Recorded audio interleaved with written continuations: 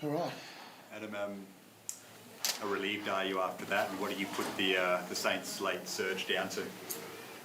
Oh, I'm obviously really relieved we were able to scrape over the line in the end. I don't know what it was at three-quarter time, 29, 5 goals up.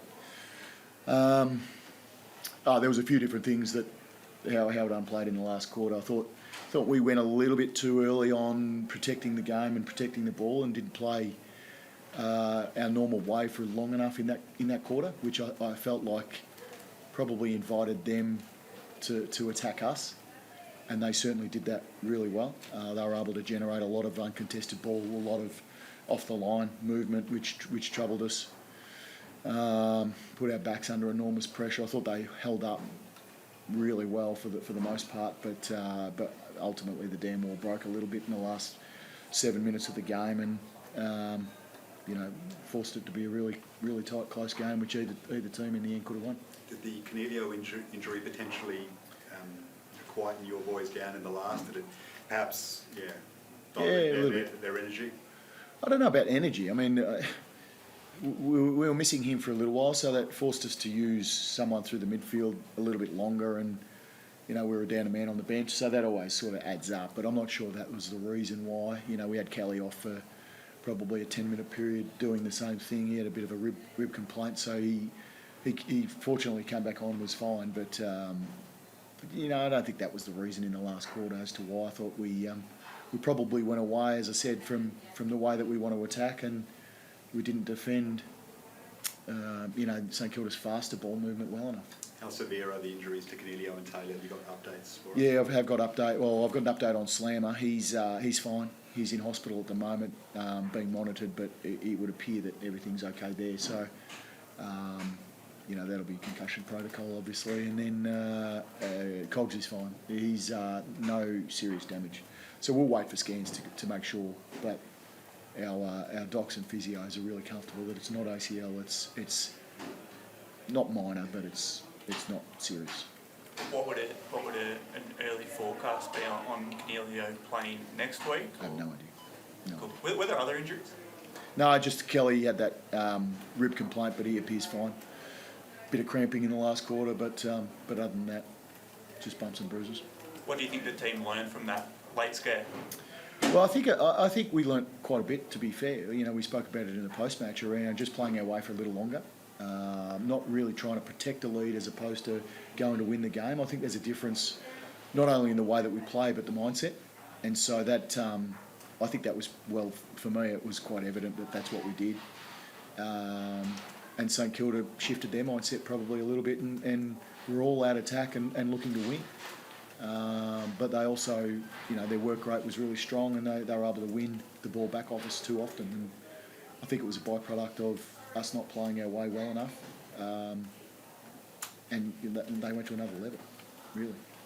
So this year you've probably conceded more than you would have liked from defensive half turnovers, transition through Yep. there. They got several of those again today, particularly some of the late ones. Is Yep. that something you give up with your game style? Is that an issue with defending the whole ground? No, it's not. It's just something that we need to be aware of and tidy up a little bit. They're only minor tweaks, and we've already spoken about this. The numbers that suggest we're not the best in the league at defending our attacking mid. When we turn the ball over front of centre through the midfield part, we don't defend it well enough yet. And, we're probably conceding, I'm going to guess here, I'm going to say it's 4 goals a game from that exact area. I don't really guess. So 4 goals, 3 today. Yeah, and so it's an area that we continue to work on, but I don't think it's a byproduct of us, our attack. I feel really safe with our ball use. Defending higher or anything like that? No, well, I mean, it's usually 1 or 2 pieces that we don't get quite right that can then impact the rest of the movement, and so we continue to work on it. We have the solutions, we just got to execute it. So I saw you when Sam went down, you took the defensive group and you took the 6-7 and you were chatting to them. I'm not asking you to repeat what you said, but what type of thing were you telling those guys? Well, what I said to them was, Sam Taylor's down. He's a fantastic defender. We rely on him heavily, but it now becomes even more of a group effort. And we always treat it as a group effort because we have, I think, a terrific defence. But Jacob Ware was introduced to there. He hasn't played there much. He's going to need some support. Let's really support each other with both voice and action. And, I thought for the most part, they were really strong, really strong. In fact, I would suggest the whole game they were really strong, and we perhaps didn't support them up the field well enough in the back end of that last quarter. You're a good front half team. You scored pretty heavily from the front half again. How important is it to test opposition defences and make them sort of work harder just to stop you, let alone counter-attack? Yeah, well, I mean, it's clearly really important for us. We're a front half team. We like to be that. We create front half turnovers, and today we're able to score from them, and that'll present different challenges along the way. Some teams fight back, some teams don't. What are the looks inside forward 50? How do we want to manage that? And so scoring at times from them can be quite difficult. And the byproduct too of that is, if you don't score, you can at times create more front half turnovers. So there's a balance there. We don't want to create too many because it's probably a reflection of our inability to score. But we need to be able to create them and then bounce back on the opposition to keep them under pressure. I think we see in other games when backs are continually under pressure, and we certainly felt it today in that back end of the game, was at times it breaks. And so that's the kind of pressure we want to apply on opposition defence. And your halfback run was such a hallmark of the game last year. Was that as well as like you would feel the Nash have played as a duo this season? Yeah, I think it's been pretty strong. I've been quite happy with it.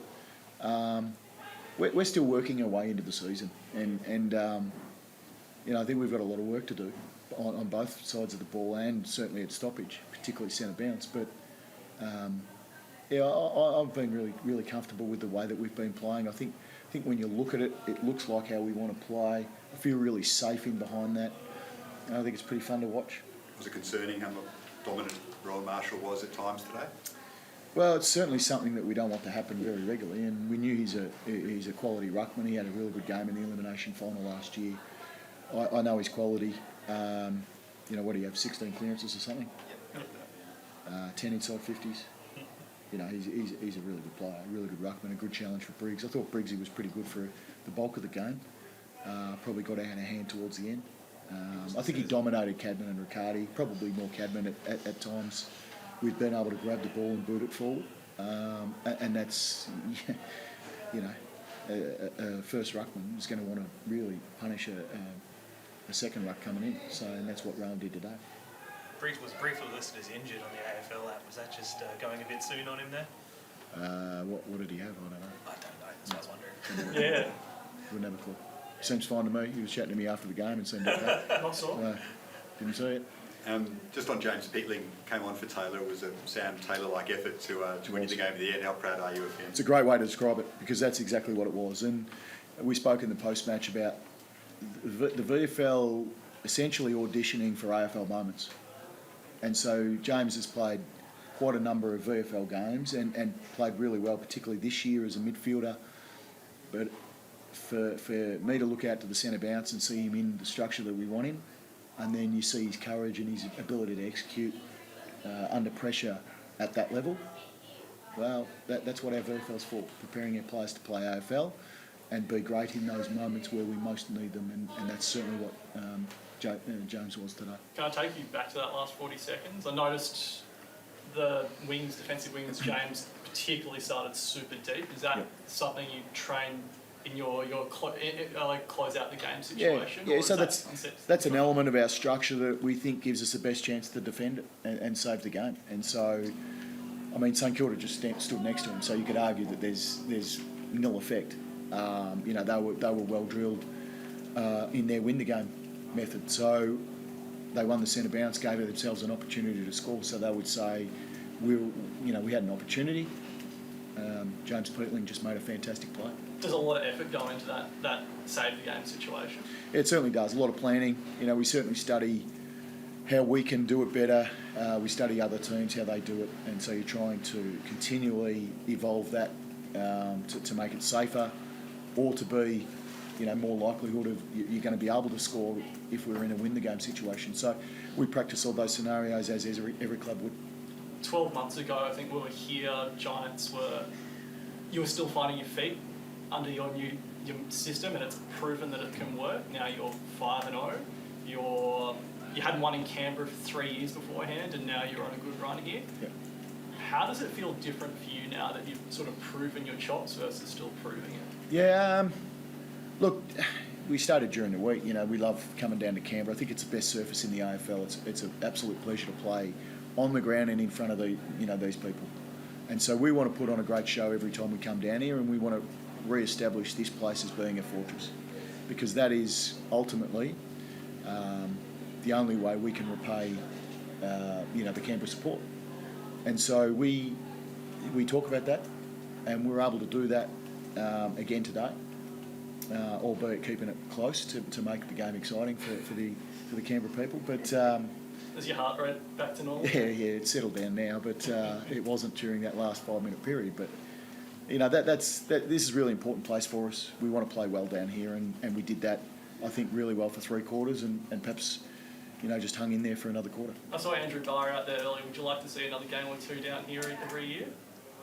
Well, yeah, I mean, it's interesting. At the expense of some of our away games, it'd be better than leaving NG Stadium. I'd prefer to play there as much as we can too. Gather around at Manuka. That would be really good. I think you guys would do it really well. Just on Sam and Cogs' injury, if they're assuming they're out for at least a week or two, how much does that impact your run, this amazing run you guys are on right now? Well, hopefully it doesn't. We'll cross that bridge once we get all the reports on them. Sam will obviously miss, so we'll work through the VFL, how they performed. They had a really strong win today against Sandringham, which was nice. We feel like we have a lot of players in form.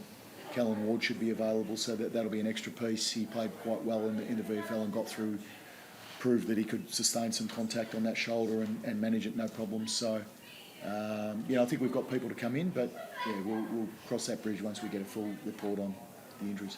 This win cements your place as AFL favourites at the moment. Does that feel like there's a target on your back, even despite the hurdles that you've had to face now? Not really. I think if you're a favourite after round 5, it doesn't mean a lot, to be fair. And I don't mean that to be disrespectful. It's just the reality. We've still got 5 months of footy. We've still got 19 games left before we even earn the right to play finals. And so that's where our focus is. We've got to earn the right to play finals. And yes, we couldn't have asked for a better start, but that's all it is. That's a start. And so whether we're favourites or not favourites, that doesn't really mean anything at this time of year. How even do you reckon the competition is this year? It's extremely. We saw that last year, and I don't think anything's shifted this year. You see upsets. Last night, for instance, Essendon Bulldogs. It's a coin flip. I think most games played are coin flips, and it doesn't take much for the game to sway in someone else's favour, as we saw in the last quarter today. 5 goals up at 3/4 time, looked reasonably comfortable, and then all of a sudden, now we're under pressure and arguably lucky to get away with the win. So we're under no illusion around the closeness of the competition, and if we're not at our best, then we arguably won't win the game. Are you going to look for like for like? Oh, sorry. No, that's fine. Last one? Yeah, that's it. Yeah. Sorry. Are you going to look for like for replacements? Is you going to look at maybe Lek coming in for Sam, or are you going to look to maybe shift sizes and roles a bit? Yeah, it's not sure. I'll speak to Monty, our backs coach, around how we replace Sam. My preference traditionally has been like for like, but we'll as I said, we'll cross that bridge once we get further reports and VFL reports and work out who we think will ideal matchups and so on and so forth. So we'll release that Thursday. Sorry for so many questions. Oh, good. Thanks, guys.